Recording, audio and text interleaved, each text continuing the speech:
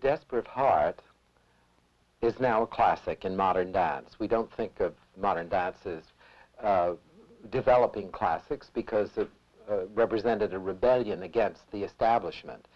But good works, in time, become classical, and the Desperate Heart is one. I remember about the Desperate Heart, especially because the director of the 92nd Street YMHA called me up and called John Martin on the Times. I was then the baby critic. I'm now the dean, so time has passed, and said, I never try to influence you gentlemen, but you've got to come and see Valerie Bettis, whether you like it or not, because you'll love her. And we did, and I think the love affair for John and me with Valerie started then. Among the dances that I saw during that period of 1943, 44, and on of Valerie Bettis was the Desperate Heart, which is one of the first dances that I ever saw that interrelated the spoken word and movement. This happened to be poetry, but it reminded me at the time of that wonderful old French saying, which I think is true to this day, that goes translated, that which cannot be spoken can be sung, and that which cannot be sung can be danced. I never knew how the Desperate Heart, I knew how I felt about it, but I didn't know how it came into being, and I'd like to ask Valerie, as one of our pioneers in modern dance, you're the second generation. I'm not putting you back with the old folk, but how the Desperate Heart came about in your mind, and then perhaps how you felt it could, a personal thing, could go to somebody like Margie to be passed on. Well, actually, the thing that started the Desperate Heart is rather peculiar. It was rather a formal thing. I was concerned with the idea of doing a long solo. I had an emotional line that I wanted to explore, but it was the combination of this line that I wanted to explore, which I knew I wanted it to move back and forth in time. In other words, I didn't want to be trapped into a narrative concept just as such, but rather the way an emotion works, it goes back and forward in time. It's not static.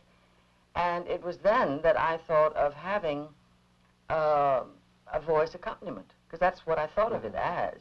And it was at that time that I did the piece, as far as I'd done it, which was pretty much finished, for John Malcolm Brennan, who then wrote the poem. Oh, so I that see. came after the fact, and it was quite an extraordinary collaboration, because I remember at the time I was doing the piece, Bernardo, who wrote the music, was there, and he said, Valerie, you didn't say anything to that man. How can you expect him to, you know, write a piece of poetry? He just marvelously went away, and marvelously a week later I had this poem, and the only thing that was changed, as you know, is the tense. It starts out, it was, and it finishes, it is. Now, in terms of how I transfer that, or how I feel about giving it to someone else, it's interesting, because I've done a lot of choreography for other bodies at other times, for my own company, and I never gave that much thought. I don't think I ever really felt like the Desperate Heart was mine alone. I think that that happens with certain pieces, and they become your image, your mask, and you're kind of like trapped into it, curiously enough. I mean, it isn't really that you consider this the most definitive thing you've done, plus the fact that, curiously enough, no one ever said, I want to do it. Now, I picked up the phone one day, and Margie Beals said, I'm dying to do the Desperate Heart. How much of you would you expect Margie to keep? Or does she take the form and fill it with Margaret Beals? Every gesture is movement. I mean, it's part of the thematic stuff. Yes. So there's absolutely no way of bashing your head from side to side without it containing some emotional meaning, right? That's right. Yeah, exactly. So, however, I must say that it also makes a difference whether the hand is this way or that way. Yes. So, to that extent, you have to take the gesture as it was originally done, because you're not dealing with just abstract steps. Don't forget, every movement in the Desperate Heart is really gestural in quality, you know, what it's trying to say. Well, now, if she has to figure out how I'm doing that with my arm, she's got to be like I'm feeling when she does her arm. Yes. And that's how it works, I think. How did you feel about a work that had not originated in your Very being. nervous. But Very obviously you wanted to do it, or you wouldn't have I gotten on the phone and dialed. really wanted to do it very much. I'd seen it first at the Thalia, the old movie theater at Thalia, and I really loved it. And then in 1965, I did find her studio on 10th Street by chance, and went and worked with her for a whole year and a half about, and worked in her workshop, and found that we had both very big love of improv for a little different forms. She uses it more for choreography and more for exploration, and I used it more for performance. But basically, we still had the same relationship to movement coming from the spirit at the moment, I felt. And then, the process of working with her, I really didn't know what to expect. She was, you know, she said she'd never given it to anybody or even done a process like that, and I had no idea of what would happen. And what I found when working with her was that I went sort of through 3 stages.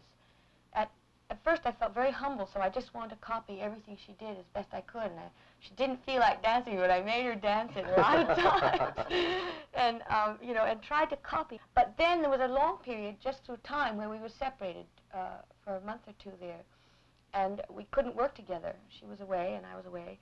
And during that time, I got deeper into the feeling of the dance. Then I began to feel a little bit tied in by the choreography. And then, so I went through that stage where I really did parallel it. I really would do the opening is like this, and I would really try something else, you know, something else for me that to me meant being trapped in an emotion. Yes. And to feel where it went. And then Valerie came back, and we had a chance to really work on it again together. And at that point, I felt very glad to have her come back and make the gestures really specific for me again, because then they didn't seem to be just aping. I'd had experience of my own. And then she came back in and she said, you know, I said, why does this feel funny? She said, well, it isn't that, it's that, that's a very easy gesture. That's kind of strange, you know. So, but that's a very light, quick thing. And like, I'd get the gestures really right, and they'd add to what I felt they should be. What about notation and films? Interestingly enough, there was a film made of my performing The Desperate Heart, and in that instance it was done by Walter Straight, who was a photographer, and Walter had all of these ideas that he wanted to explore just in terms of film. And as a result, the film is not, from my point of view, a record of the dance at all. And that's why I was most interested in Margie's doing this, because that has been the intention of the film, was simply to have a clear-cut record of the dance that anyone could look at and say, yes, that's the dance. In other words, the first served the art of the cinematographer. Right. This serves the art of the choreographer dancer. Precisely, yes. Yeah. And the other thing, I love the magic eye of the camera in our seat. Maybe we lean forward when we're excited. We want to go over the footlights, and we can't, but the camera can, you know. And it brings us into an intimacy with the dance. That's true. My desperate heart gets closer to your desperate heart, courtesy of the camera.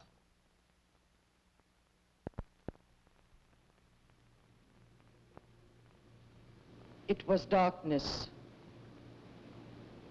and a great hurry of silence then. Only the cold stone hung in the breast, and backward and forward, no answer. The wooden roof of the world seemed close, easy to touch, perhaps to break. But the hard hands were full of stones. Brightness was backward, and the bright look of love trapped in its only time. Time passed, now and forever. The voice was love's voice then, the darkness saying, my dear, my dear. The darkness saying, my dear, my dear. In the great hurry of silence. But shadows die in a dark place. The fading past, the last pathetic day stops in the air. And through these dreamy doors in dreamy sequences, the pictures of an afternoon return. The lamentations of a street. The accent of a single voice among all voices loveliest. And the heart, the desperate heart, like a box of roses, burns in the luminous dark.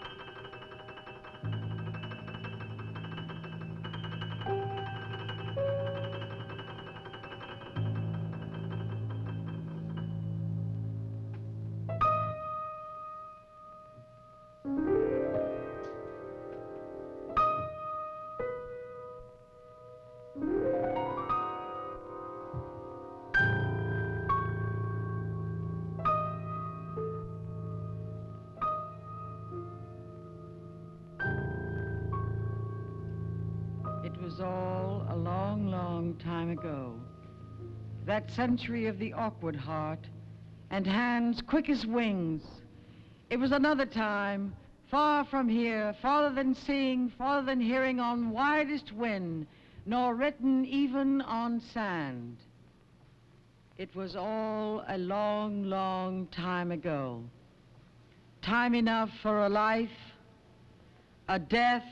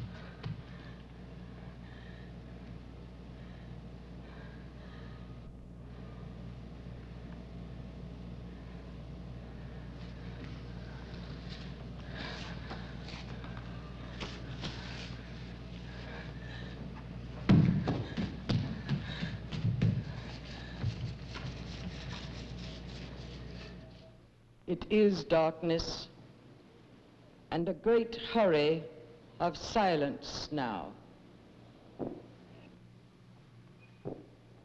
Only the cold stone hangs in the breast, and backwards or forwards, no answer. The wooden roof of the world seems close, easy to touch, perhaps to break. But the hard hands are full of stones. Brightness is backward, and the bright look of love trapped in its only time, time past, now and forever. The voice is anonymous now. The darkness saying, my dear, my dear. The darkness saying, my dear, my dear. In the great hurry of silence.